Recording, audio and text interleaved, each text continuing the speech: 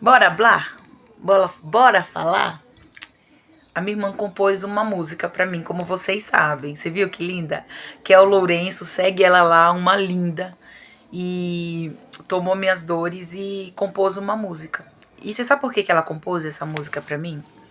Porque, assim como muitas mulheres têm vivido hoje, o que a gente tem visto muito, o feminicídio, mulheres sendo agredidas, mulheres sendo abusadas emocionalmente, psicologicamente, enfim.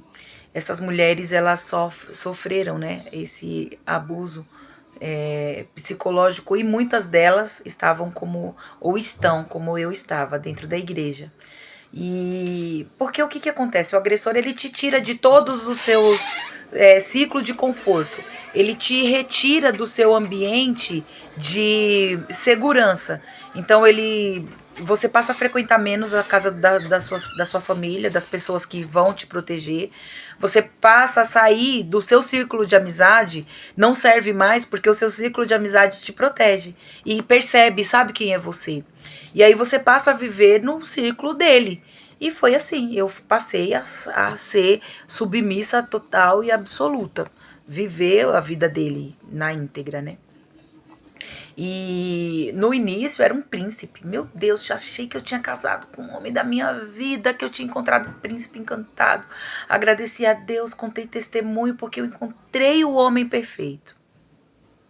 Ele já estava dando sinais, mas eu não percebia.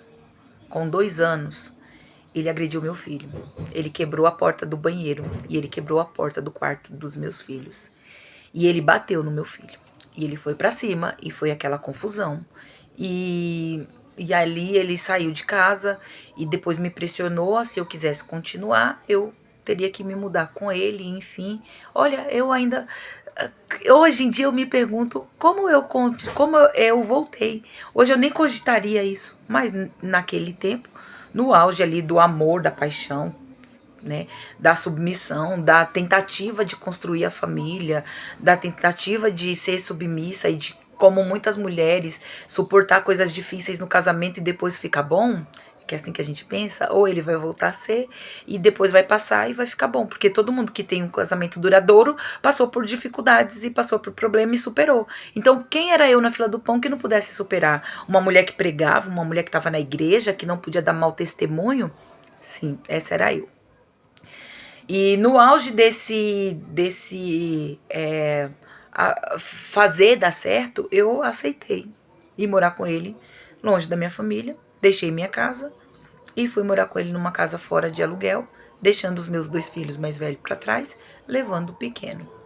O início de um grande problema na minha vida. Porque ali não foi só o problema da violência comigo como mulher. Eu me deixei. E vocês veem aí na página, muitos antes e depois, eu tava 50 anos, eu tava parecendo uma senhora. Mal cuidada, envelhecida, doente, eu só vivia no hospital. 2022 eu infartei. Então, assim, sempre, sempre doente. E além disso, além do abuso psicológico que aconteceu abuso financeiro, porque ele estourou todos os meus cartões. Todos. Cartão de 19 mil, de 20 mil reais, de 15 mil reais. Todos. Todos. Contas no banco, limites de banco, empréstimo, tudo. Não satisfeito, ainda sujou o nome do meu pai. Mas a gente sabe que muitas mulheres passam por isso.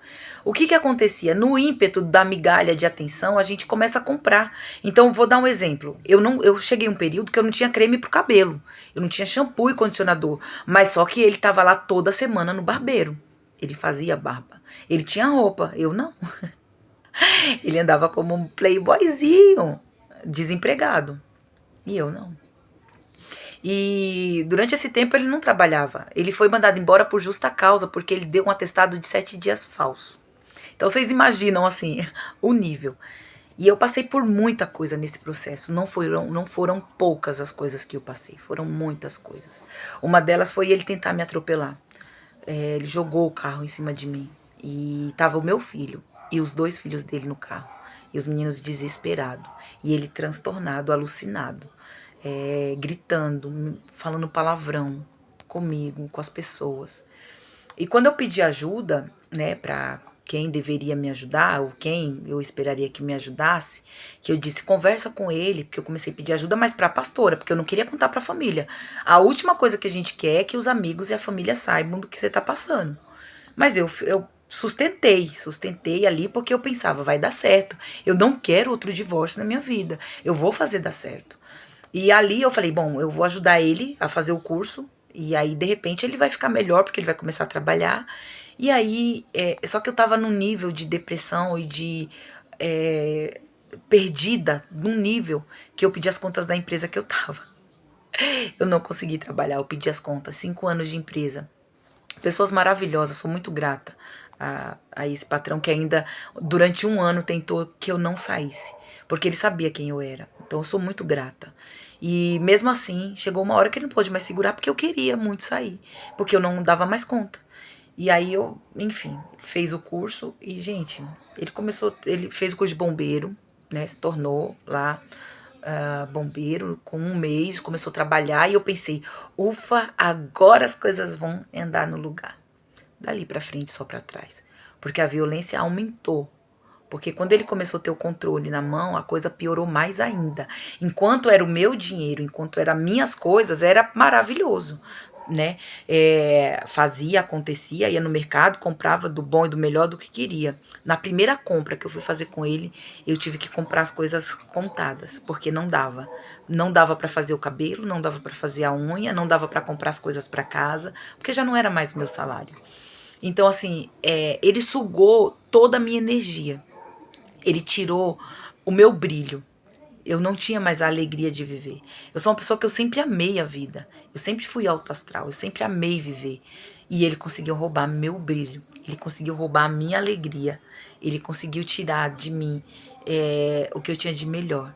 E inclusive me afastar da minha família. E durante esse processo eu fui escondendo. Até que num fatídico dia é, E outra coisa, ele estragava todas as datas de aniversário, de Natal. Ele sempre arrumava uma briga nessas datas aí especiais. Ele sempre tinha um motivo pra estar de cara virada, enfim. Fora outras agressões que eu sofria. E eu escondia porque eu pregava, eu não queria que a igreja soubesse, eu não queria envergonhar o nome do Senhor, eu não queria envergonhar o evangelho, enfim. E me dei, né, nesse processo durante esse período, só fui piorando. E chegou no ponto que aí foi o fatídico dia em que ele, de fato, me agrediu muito, porque ele tentou bater no meu filho, eu não deixei, eu entrei na frente, e aí nesse dia ele me bateu, ele me chutou, ele socou meu peito, eu tinha marca pra todo lado, no exame de corpo de delito, tava toda marcada. E aí mas até pra fazer o exame de corpo de delito foi muito difícil. Não foi fácil tomar essa decisão de fazer um BO, de abrir um boletim, porque eu estava preocupada em não prejudicar ele. Olha só, a pessoa apanhando, a pessoa sendo abusada, a pessoa sofrendo tudo que eu estava sofrendo e querendo proteger a pessoa. Eu pensei muito em não fazer o boletim. E graças a Deus eu tive irmãs, eu tive minha família do meu lado que me incentivou. E eu caminhei até lá e eu fiz. E fui fazendo o processo de reconstrução. E fiquei um tempo ocupando a igreja e eu dizia, eu não vou ficar num lugar que as pessoas não me protegeram. Eu queria comparar Deus como se fosse as pessoas, porque eu tentei contra a minha vida, eu pensei em pular. Muitas vezes, não foi uma vez. Muitas vezes eu olhava e eu dizia, não faz sentido mais para mim. Mas graças a Deus, hoje eu estou renovada. Eu sou uma nova pessoa. E eu posso te dizer uma coisa, eu nasci de novo. Nasci de novo. Porque a oportunidade que eu tive, eu agarrei com as minhas duas mãos. E eu virei essa página. Eu queimei o livro, eu não virei a página. E hoje eu tô aqui, de pé, para falar para você. Sai daí, menina. Sai desse lugar. Porque dá tempo, tá bom? Esse é um pouco da minha história, que eu queria compartilhar com você. E queria que você entendesse que não é fácil sair, mas que dá para sair. E que o recomeço, ele é difícil, mas vale a pena. Sai daí. Não deixa chegar no ponto que chegou. Sai daí, menina. Beijo no coração.